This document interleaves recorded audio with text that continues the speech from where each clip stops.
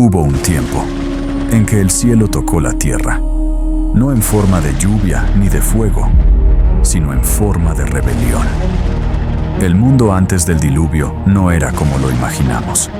Las escrituras hablan de una tierra fértil, de longevidades imposibles y de una humanidad en expansión. Pero bajo esa aparente paz, algo oscuro estaba germinando, una semilla ajena al diseño del Creador. El libro de Enoc, uno de los textos más antiguos y misteriosos del mundo, nos lleva a ese tiempo en que los vigilantes, un grupo de ángeles designados para observar a la humanidad, descendieron a la tierra movidos por el deseo y la rebelión. Eran 200, encabezados por Semeyasa, su líder, y descendieron, dice Enoc, sobre el monte Hermón, jurando entre ellos no volver atrás de su decisión. Vayamos y tomemos mujeres de entre los hijos de los hombres. Enoc 6:3-6. Aquel juramento selló el inicio de una era de corrupción sin precedentes. Estos seres celestiales, dotados de conocimiento superior, comenzaron a enseñar a la humanidad secretos reservados al cielo. Azazel enseñó a fabricar armas y joyas. Baraquiel reveló los movimientos de las estrellas. Cocabel enseñó astrología y los signos. Penemue enseñó las letras y el arte de escribir. Casdeja reveló los encantamientos y conjuros. El hombre, seducido por la sabiduría prohibida, abrió la puerta a la rebelión. El conocimiento que debía ser usado para bien se transformó en poder, vanidad y violencia. Y de la unión entre estos seres y las hijas de los hombres, nacieron los gigantes, los Nefilim. El libro de Enoc describe su nacimiento con palabras escalofriantes. Engendraron gigantes de 3000 codos de altura, que devoraban todo lo que el hombre producía. Cuando los hombres no pudieron sostenerlos, los gigantes se volvieron contra ellos y devoraron a la humanidad. Comenzaron a pecar contra aves, bestias, reptiles y peces, y a beber su sangre. Enoc 7:2-5. La tierra, que había sido llamada buena por el Creador, ahora gritaba por justicia. Los Nefilim eran híbridos, mitad celestiales, mitad terrenales. No pertenecían ni al cielo ni a la tierra, y con su poder esclavizaron pueblos, erigieron monumentos colosales y distorsionaron la imagen divina en el hombre. Cada cultura antigua los recordaría con distintos nombres: los titanes de Grecia, los Anunnaki de Mesopotamia, los dioses del cielo en Egipto, los hombres de renombre de Génesis 6:4. El Génesis lo resume con una frase simple pero cargada de tragedia. Vio Yahvé que la maldad del hombre era mucha en la tierra. Génesis 6:5. Pero detrás de esa maldad había una raíz más profunda: la corrupción genética que había contaminado a toda carne. El libro de los Jubileos amplía esa visión.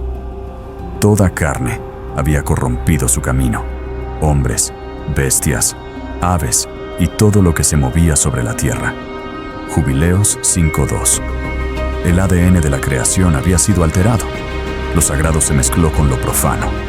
El linaje humano, diseñado a imagen de Dios, estaba desapareciendo. Yahvé, viendo la tierra llena de violencia, decidió poner fin a aquella generación. Pero en medio de la oscuridad, una luz aún brillaba. Mas Noé halló gracia ante los ojos de Yahvé. Génesis 6:8. El texto hebreo dice que Noé era tamim en sus generaciones, es decir, puro en su linaje, no mezclado, no corrompido. Ni su sangre ni su espíritu habían sido tocados por la influencia de los vigilantes. Dios le habló: el fin de toda carne ha venido delante de mí, porque la tierra está llena de violencia. Génesis 6:13. Y así, el Creador le reveló el diseño del arca, un refugio de madera en medio de un mundo que no conocía la lluvia, una nave que sería la semilla de un nuevo comienzo. Aquí comienza a revelarse el misterio. El diluvio no fue solo castigo, fue cirugía, una purificación global, una limpieza genética y espiritual para preservar la esencia de la humanidad tal como fue creada. El juicio era, en realidad, una misericordia encubierta. El agua no vino solo a destruir, sino a restaurar el orden del diseño divino. Pero antes de que las puertas del arca se cerraran, los cielos y la tierra serían testigos de una guerra invisible. Los vigilantes serían juzgados y los nefilim, sus hijos, condenados. Y entonces los cielos lloraron y las aguas respondieron. Los cielos se abrieron y la voz del Creador tronó sobre las aguas. El mundo había sido devorado por su propia corrupción. Gigantes vagaban por los valles. Ciudades de piedra tallada por manos no humanas se alzaban hacia el cielo y la violencia se había vuelto el lenguaje universal de la tierra. Lo que alguna vez fue un paraíso, ahora estaba lleno de gritos, sangre y tinieblas. El llanto de los inocentes subía como humo hasta el cielo y llegó ante el trono del Altísimo. Enoc, el escriba justo, fue llevado en visión ante el Creador y allí escuchó el decreto divino. El clamor de los hombres ha llegado hasta las puertas del cielo y los santos han dicho: la tierra está perdida por causa de los hijos de los hombres y de los vigilantes que han pecado. Enoc 9:1-3. El Altísimo, rodeado de sus huestes, convocó a Miguel, Rafael, Gabriel y Uriel, los 4 grandes príncipes que gobiernan los elementos de la creación. A cada uno le fue dado un mandato. A Uriel le dijo: ve al hijo de Lamec, Noé, y anúnciale que el diluvio vendrá para purificar la tierra. A Rafael le ordenó: encadena a Azazel de pies y manos y lánzalo a las tinieblas del desierto. A Gabriel le encargó destruir la descendencia de los ángeles caídos, los nefilim, y a Miguel le mandó atar a los vigilantes rebeldes y confinarlos bajo los montes de la tierra hasta el día del juicio final. Así fue decretado el fin del mundo antiguo. El libro de Enoc narra que los ángeles caídos lloraron amargamente, pidiendo al patriarca Enoc que intercediera ante Dios, pero su súplica fue rechazada. Ya no tendrás paz, dijo el Creador, ni perdón de tus pecados. Te verás atado en las profundidades hasta el día del gran juicio. Enoc 14:3-5. Los vigilantes, una vez gloriosos, fueron arrojados a abismos de oscuridad. El apóstol Pedro lo confirmaría miles de años después. Dios no perdonó a los ángeles que pecaron, sino que los arrojó al Tártaro, entregándolos a prisiones de oscuridad. Segundo, Pedro 2:4. Los montes se estremecieron y las estrellas lloraron. El cielo entero fue testigo del mayor acto de justicia cósmica jamás ejecutado. Mientras los juicios celestiales caían sobre los vigilantes, Noé obedecía en silencio. Durante 120 años construyó el arca, burlado por una generación que había olvidado a Dios. El martillo de Noé resonaba como un eco de advertencia. Cada golpe sobre la madera era una invitación al arrepentimiento. La estructura era colosal. 3 pisos, sellada por dentro y por fuera, con brea. Noé, su esposa, sus 3 hijos, Sem, Cam y Jafet, y las esposas de ellos fueron elegidos para preservarse. A su alrededor, animales de toda especie llegaban bajo mandato divino. Y un día, cuando todo estuvo listo, una voz rompió el silencio. Entra tú y toda tu casa en el arca, porque te he visto justo delante de mí en esta generación. Génesis 7:1. Las puertas del arca se cerraron y comenzó el juicio. Por primera vez en la historia, el cielo se oscureció con nubes densas.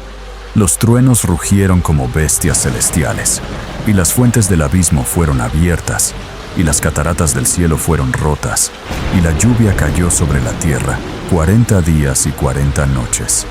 Génesis 7:11-12. El diluvio no fue solo un fenómeno climático, fue una intervención divina total. Las aguas vinieron de arriba, del firmamento, y de abajo, de los abismos, sellando la tierra en una purificación doble. La creación entera fue sumergida para lavar su corrupción. Las ciudades desaparecieron bajo torrentes de agua hirviente. Los gigantes, sorprendidos, intentaron huir hacia las montañas, pero el agua los alcanzó. Los hombres clamaban a los dioses que ellos mismos habían adorado, pero sus dioses eran los culpables de su destrucción. El libro de Enoc dice que los gigantes fueron destruidos físicamente, pero sus espíritus no ascendieron al cielo ni descendieron al Seol. Quedaron atrapados en medio de los dos mundos, vagando como espíritus impuros sobre la tierra. Y los espíritus de los gigantes, que proceden de la carne, serán llamados espíritus malignos sobre la tierra. Enoc 15:8-10. Así, según Enoc, el origen de los demonios no fue Adán ni el infierno, sino los espíritus sin cuerpo de los Nefilim, muertos en el diluvio. Esa revelación da sentido a las palabras de Jesús, siglos después. Cuando el espíritu inmundo sale del hombre, anda por lugares secos buscando reposo. Mateo 12:43. La tierra postdiluviana seguía bajo la influencia de aquellos espíritus errantes, aunque sus cuerpos gigantes habían desaparecido bajo las aguas. La humanidad fue reducida a 8 almas. Todo linaje corrompido fue eliminado. El ADN espiritual y físico de la creación fue reiniciado. El diluvio no fue un acto de ira descontrolada, sino una operación de rescate cósmico, una purga necesaria para restaurar la pureza de la imagen divina en la tierra. El libro de los Jubileos dice que después del diluvio, Dios estableció un pacto con Noé. Pondré mi arco en las nubes como señal entre mí y la tierra, para que nunca más sea destruida toda carne por las aguas. Jubileos 6:4-5. El arco iris fue el sello de la misericordia sobre una creación restaurada. Pero la guerra espiritual no había terminado. Las semillas de los vigilantes aún dejarían rastros en la historia humana. Las aguas retrocedieron lentamente. Después de 150 días, el arca reposó sobre las montañas de Ararat. Noé salió y levantó un altar, ofreciendo sacrificio. El olor subió como incienso agradable ante el Creador. Y entonces Dios pronunció una nueva bendición. Fructificad y multiplicaos, y llenad la tierra. Génesis 9:1. La humanidad había renacido, pero algo más profundo había ocurrido. El Creador había sellado su diseño genético y espiritual con un nuevo pacto. Sin embargo, los cielos guardaban un secreto. Los vigilantes aún esperaban su juicio final. Encadenados en prisiones subterráneas, sus espíritus clamaban en oscuridad. El libro de Judas lo recordaría así: los ángeles que no guardaron su dignidad, los ha guardado bajo tinieblas, en prisiones eternas, para el juicio del gran día. Judas 6. Pero antes de ese día, la historia volvería a repetirse.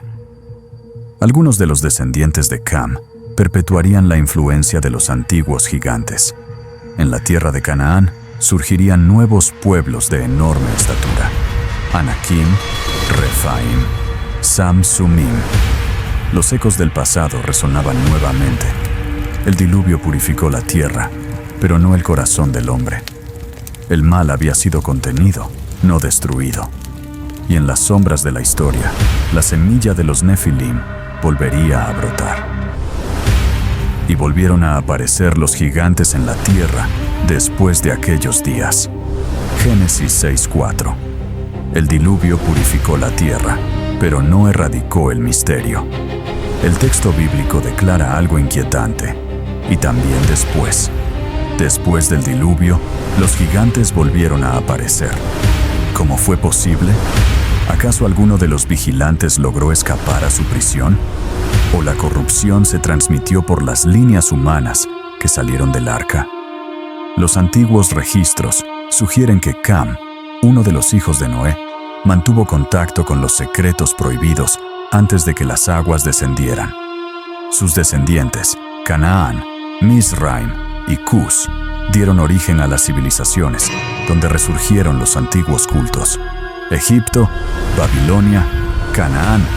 Allí, los gigantes volvieron a caminar entre los hombres.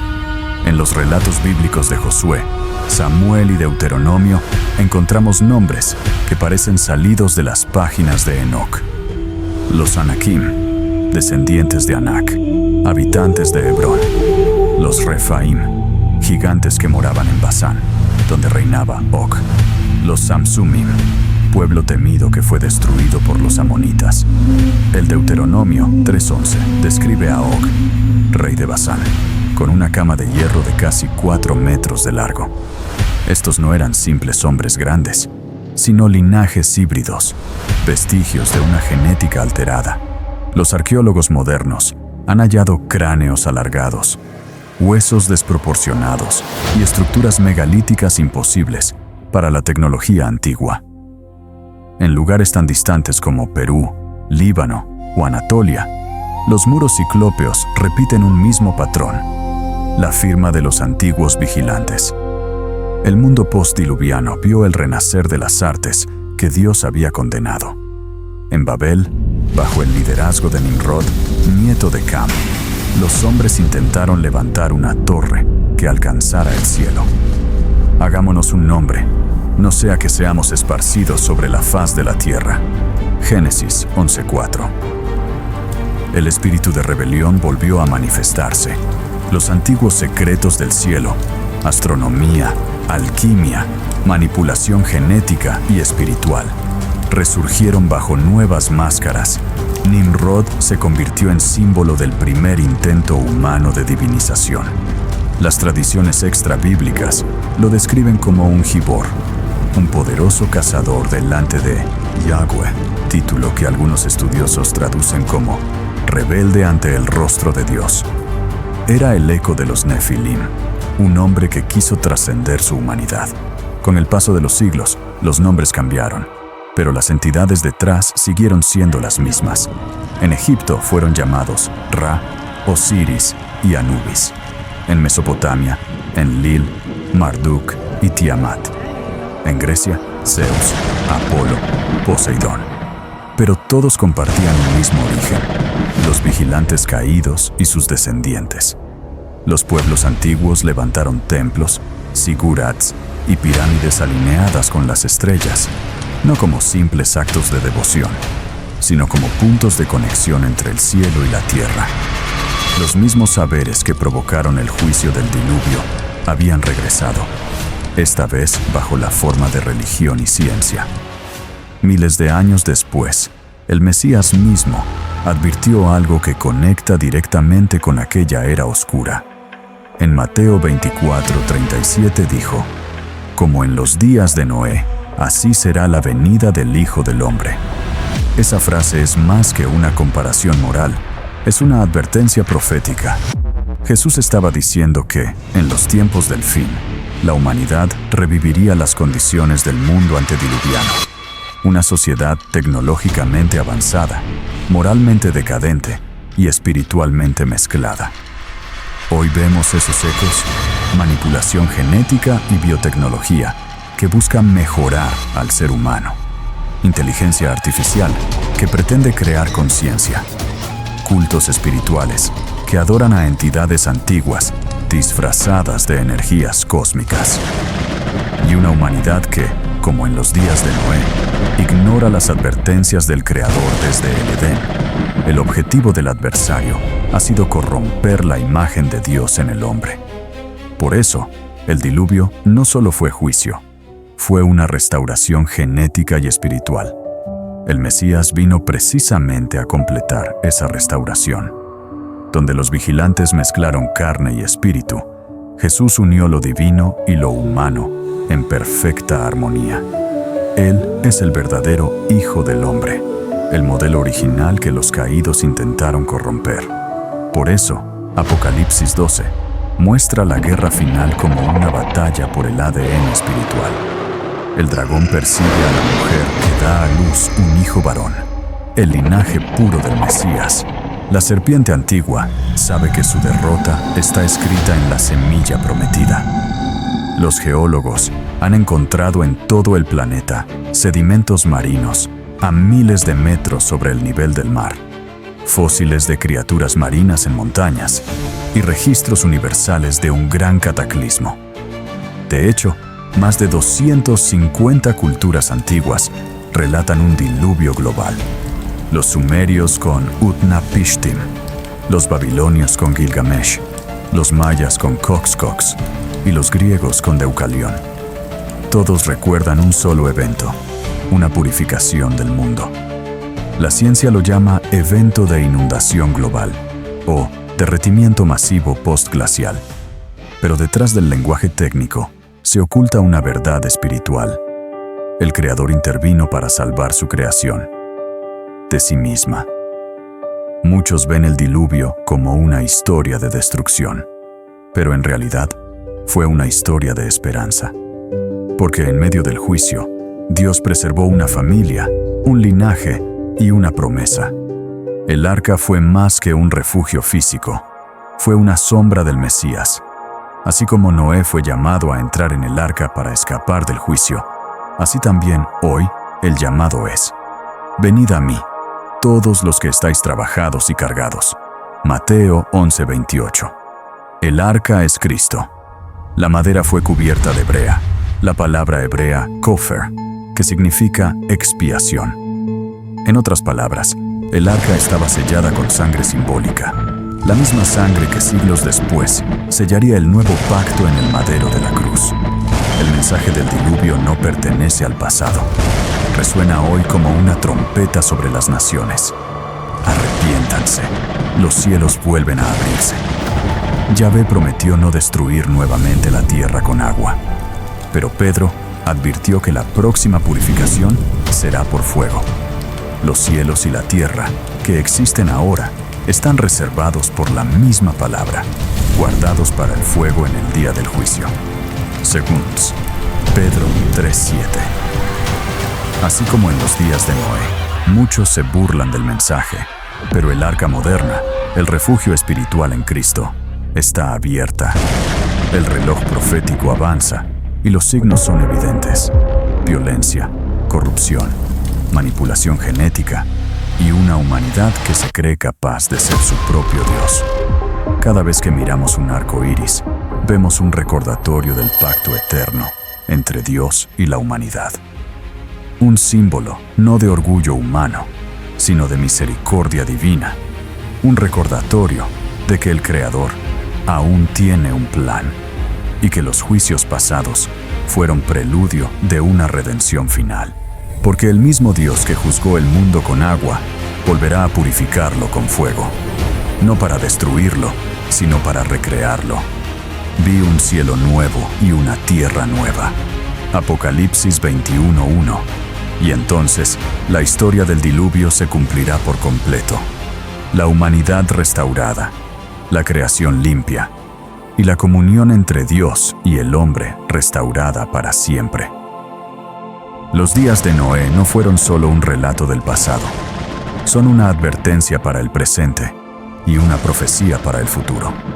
El diluvio fue el juicio que limpió la tierra, pero el próximo vendrá a purificar los corazones. Prepárate, porque el arca está abierta y las aguas comienzan a subir otra vez. Si este relato del diluvio y la esperanza del arca te ha impactado, no olvides suscribirte a nuestro canal para descubrir más historias bíblicas que iluminan la verdad y la fe. Comparte este video para que otros también puedan ser inspirados por la palabra de Dios. Y acompáñanos en esta travesía de descubrimiento espiritual.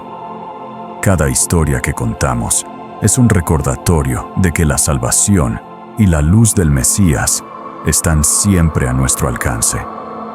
Únete y forma parte de esta comunidad de fe y conocimiento eterno.